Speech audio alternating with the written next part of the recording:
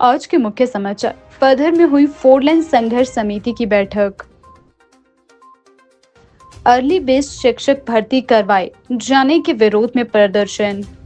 तेंदुए के हमले से 40 मेमनों की मौत। प्रदेश कांग्रेस अध्यक्ष प्रतिभा सिंह के नेतृत्व में राजभवन के बाहर प्रदर्शन। सीमेंट हुआ फिर महंगा। रोहित डडवाल ने दी वाटर वेपर के बारे में जानकारी। अब समाचार विस्तार से। 4 लेन संघर्ष समिति चौंतना से नारला पैकेज 4 की बैठक पधर में की गई। बैठक की अध्यक्षता 4 लेन संघर्ष समिति पैकेज 4 के अध्यक्ष ब्रिज गोपाल अवस्थी ने की, जिसमें स्थानीय 40 पंचायतों के प्रतिनिधि के साथ व्यापार मंडल, महिला मंडल, युवा मंडल सहित स्थानीय लोग भी मौजूद रहे। पद्धर में आज भारी संख्या में पहुंचे हुए हैं।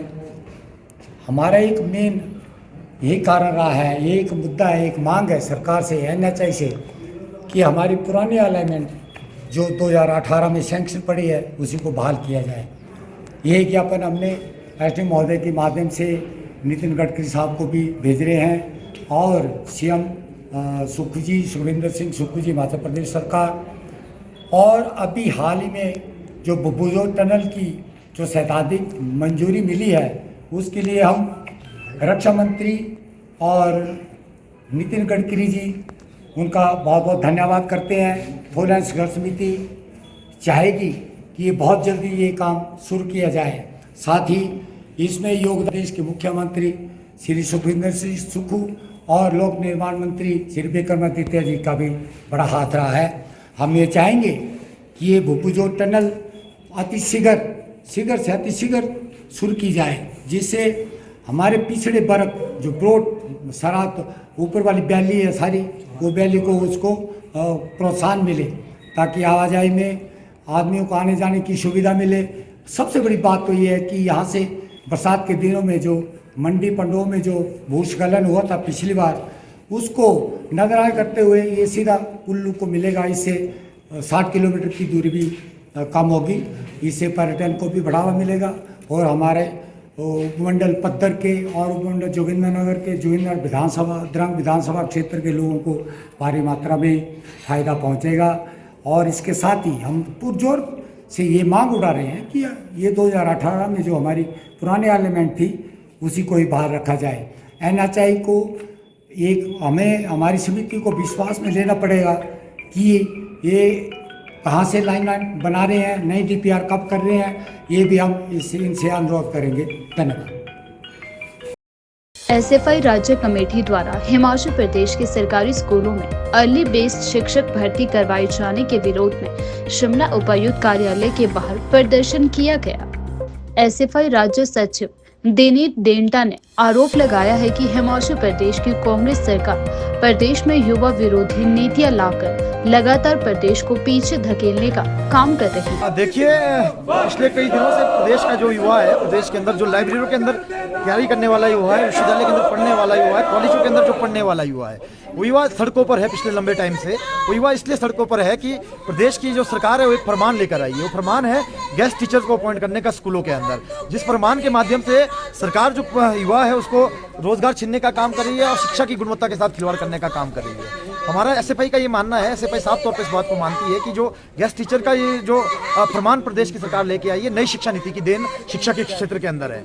नई शिक्षा नीति जो केंद्र की सरकार, मोदी सरकार बिना किसी तैयारी के, NDA 2 की जब सरकार थी तो उस टाइम बिना किसी तैयारी के, बिना किसी चर्चा के, बिल्कुल संवैधानिक तरीके से इस नई शिक्षा नीति को लागू करने का काम करी थी, जिसके माध्यम से हम पहले से बोल रहे थे शिक्षा का व्यापारीकरण किया जा रहा है, शिक्षा के स्तर को गिराया जा रहा है, शिक्षा का भगवाकरण किया जा रहा है और अपने चहेतों को भर्ती करने का काम किया जा रहा है। उसका एग्जाम्पल हिमाचल प्रदेश विश्वविद्यालय के अंदर हमने देखा कि 200 से ज़्यादा प्रोफेसर जो है वो बिल्कुल अपने लोगों को भरा गया।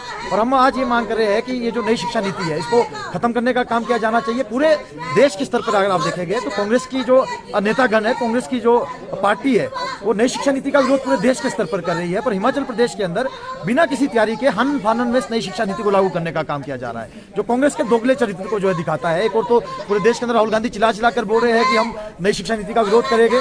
दूसरी ओर यही कांग्रेस की सरकार जो इसको लागू करने का काम हिमाचल प्रदेश के अंदर कर रही है, और इसके माध्यम से हमने पहले ही कहा था कि दो चीजें होगी। एक चीज तो जो अपने लोगों को भर्ती करने का काम किया जाएगा, जिससे शिक्षा की गुणवत्ता लगातार खत्म की जाएगी, और दूसरी चीज जो होगी, जो युवाओं को पक्का रोजगार मिलता था शिक्षा क्षेत्र के अंदर। आप हिमाचल का एग्जांपल लेंगे, हिमाचल के अंदर उद्योग नहीं है, हिमाचल के प्रदेश के अंदर आईटी का जो सेक्टर है वो नहीं है। हिमाचल का जो युवा है वो रोजगार के लिए सरकार की ओर देखता है, हिमाचल का युवा सरकार से उम्मीद रखता है। ये सरकार तो व्यवस्था परिवर्तन का दावा करके आई थी, ये सरकार तो बोलकर आई थी कि हम 1 लाख नौकरी जो है हर साल देंगे, और अभी जो 2 साल के बाद जब 2 साल का जश्न ये सरकार मना रही है, सरकार के मंत्री बोल रहे हैं कि हमने 31,000 नौकरियां दी। हम तो बोले ये दावा भी इनका झूठा है। 31,000 नौकरियों का आप आंकड़ा दीजिए, कोई 31,000 नौकरियां इन्होंने दी है। पिछले वित्त वर्ष के अंदर 257 नौकरियां इन्होंने दी थी जो पक्की रोजगार दिया था। बाकी आउटसोर्स के नाम पे रोजगार देना, 5 और 6,000 रुपए में क्या गुजारा युवा कर पाएगा। तो ये हमारा मानना है कि इस शिक्षा के जो गुणवत्ता उसके साथ खिलवाड़ नहीं किया जा सकता है। प्रदेश की सरकार को उसके बारे में चिंता करनी चाहिए। प्रदेश के जो मुख्यमंत्री है, प्रदेश के जो शिक्षा मंत्री है, वो लगातार मीडिया के माध्यम से बताने की कोशिश कर रहे हैं कि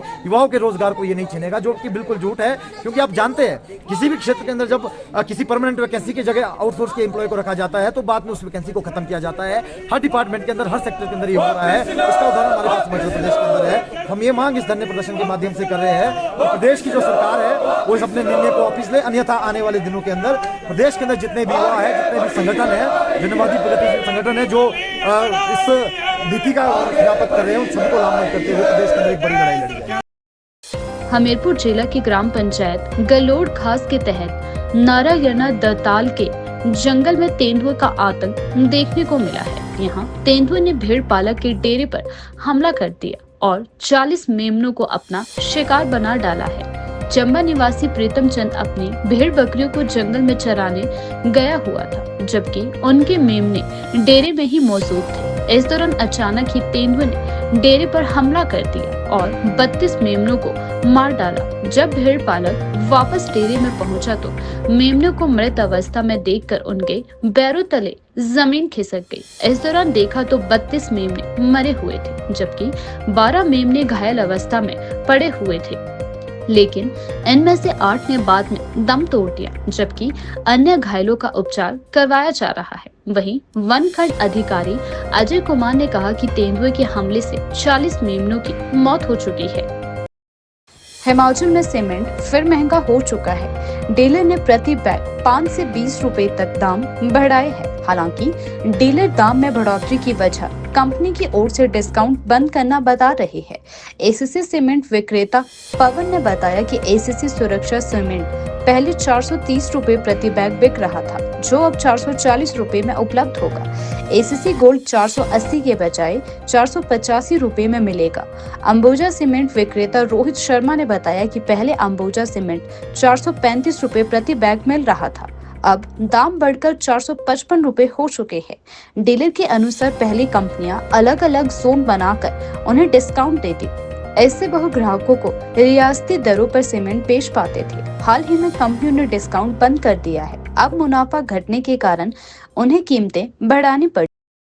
अखिल भारतीय कांग्रेस कमेटी के आह्वान पर केंद्र सरकार की जन विरोधी नीतियों, अदानी पर अमेरिका की अदालत में लगे भ्रष्टाचार के आरोप, पूंजीपतियों को संरक्षण देने व मणिपुर में बढ़ती हिंसा के विरोध में कांग्रेस आज केंद्र सरकार के खिलाफ देश भर में विरोध प्रदर्शन कर रही है। इसी कड़ी में प्रदेश कांग्रेस अध्यक्ष प्रतिभा सिंह के नेतृत्व में हिमाचल कांग्रेस ने राजभवन के बाहर प्रदर्शन किया। अदानी एक है मोदी की सरकार को ले जाओ हरिद्वार को, मोदी की सरकार को ले जाओ हरिद्वार। हमें विश्वास है कि हमारी आवाज मोदी जी तक पहुंची। श्री राहुल गांधी जी ने संसद में कई बार अदानी के खिलाफ अपनी आवाज को उठाया और उन्होंने मोदी जी से बार बार पुकार करते रहे कि आप सदन में आए, आप हमारी आवाज को सुने। हमें बहुत अफसोस है कि राहुल गांधी जी की आवाज को नजरअंदाज किया गया। उस वक्त मैं भी वहां पर पार्लियामेंट में मौजूद थी जब राहुल गांधी जी ने कम से कम 1 घंटे का भाषण देकर सारे जो ये काम अदानी जी को दिए गए हैं उसके बारे में विस्तृत चर्चा की, उनको आगाह किया, पार्लियामेंट को आगाह किया। और वो बार बार कहते रहे कि मोदी जी पार्लियामेंट में आओ, हम आपको अपनी दुख तकलीफ से अवगत करवाना चाहते हैं, पर ना प्रधानमंत्री जी पार्लियामेंट पहुंचे और ना ही उन्होंने इसके ऊपर कोई एक्शन लिया। ये जो अदानी की बात आज कही जा रही है, पूरे देश में कांग्रेस के जन इस आवाज को उठा रहे हैं। हमें बहुत अफसोस है कि एक व्यक्ति को फायदा देने के लिए आज मोदी जी इस कार्य को कर रहे हैं। मोदी जी फेवर करना चाहते हैं, उनको आगे बढ़ाना चाहते हैं, ये हमारा सबसे बड़ा मुद्दा है। आज कांग्रेस के जन पूरे देश में एकत्रित होकर इस आवाज को हमने उठाने का प्रयास किया है, ताकि ये मोदी जी के कानों तक ये आवाज पहुंचे और वो हमारी बात को सुने कि हम क्यों अदानी जी की खिलाफत कर रहे हैं। ये वही अदानी है, केवल भारतवर्ष में नहीं, अमेरिका जैसे देश में उनकी अदालत ने इनको दोषी साबित किया है, तो क्यों इनके ऊपर कार्रवाई नहीं की जा रही। तो इसलिए हमने आज राजभवन के माध्यम से, हमारे गवर्नर साहब के माध्यम से इस संदेश को हमने हमारे प्रधानमंत्री तक पहुंचाने का प्रयास किया है। हमें अवश्य लगता है कि वो हमारी इस आवाज को वहां पहुंचाएंगे और कुछ ना कुछ इसमें कार्रवाई अवश्य होनी चाहिए। शिमला में आज रोहित डडवाल ने वाटर वेपर थेरेपी के बारे में जानकारी दी। सबसे पहले हम जानते हैं कि ये BPH क्या चीज है। BPH और बिनाइन प्रोस्टेटिक हाइपरप्लेजिया ये है non cancerous enlargement of prostate, मतलब कि बिना जो उम्र के साथ बढ़ती है। ये कितनी कॉमन है, हर मर्द में होनी है, समझ लीजिए। प्रोस्टेट की एनलार्जमेंट हर मर्द, दिस इज एज रिलेटेड। जैसे उम्र के साथ बाल सफेद होते हैं, नजर कमजोर होती है, वैसे ही मर्दों में उम्र के साथ प्रोस्टेट बढ़ती है। तो जब प्रोस्टेट बढ़ेगी तो ये पेशाब की दिक्कत देगी, मैं आगे बताऊंगा क्यों। तो अगेन ये मैं बताऊं आपको एक ब्रीफ सा डिस्क्रिप्शन। दोनों किडनीज से पेशाब, किडनीज हमारा खून को फिल्टर करके यूरिन बनाती है। यूरिन जो है 24 घंटे बनता रहता है और वो इकट्ठा होता है पेशाब की थैली में। तो 300-400 ml जब हमारी यूरिन की थैली में यूरिन इकट्ठा हो जाता है तो अर्ज ब्रेन को स्टिमुलस जाता है कि हाँ जी पेशाब करना है कहीं, वो then we look for washroom. ये उसके नीचे का सेटअप है, देखिए। Can you see, do we have a pointer Anil? So you can see there is a bladder, और ब्लैडर के नीचे this is a normal physiology, normal. ये पेशाब की थैली, यहाँ पे 6 जो है यहाँ किडनी से यूरिन आता है, जब भर जाती है तो इसके आगे यूरिन का पैसेज है, जब पैसेज। ये जो ऑर्गन है ये 18 से 24 ग्राम का, रफली of a size of a golf ball और अ वॉलनट, अखरोट या गोल्फ बॉल के साइज का ये ग्लैंड होता है। 18 से 24 का नॉर्मल वेट होता है। आप देख रहे हैं पेशाब का रास्ता इसके बीच से जा रहा है, ठीक है, देख सकते हैं आप, ये पेशाब का रास्ता इसके बीच से जा रहा है। तो ये ऐसे इंसान को बनाया गया है कि प्रोस्टेट के बीच से पेशाब का रास्ता जाता है। मैं एग्जांपल देता हूँ, आप हिमाचल शिमला से, आपने एप्पल तो देखा होगा। एक एप्पल को आप प्रोस्टेट कंसीडर कर सकते हैं, और एप्पल के ऊपर जो स्टॉक है उसे यूरेथ्रा, मतलब जो डंडी सी है उसे यूरेथ्रा कंसीडर कीजिए। जैसे वो स्टॉक एप्पल के अंदर जा रही है, उसी तरह से पेशाब का रास्ता इसके बीच से गुजरता है। तो जैसे मैंने बताया, उम्र के साथ प्रोस्टेट बढ़नी है हर मर्द की। तो जब बढ़ेगी तो बाहर को भी बढ़ेगी और अंदर को भी बढ़ेगी। It's a beautiful diagram which I could find on internet, ये MSKCC की वेबसाइट से हमने लिया है। सो जब बाहर को बढ़ेगी तो कोई प्रॉब्लम नहीं, अंदर को बढ़ेगी तो आप देख सकते हैं पेशाब का रास्ता यहाँ पे खुला था और ये बंद कर दिया।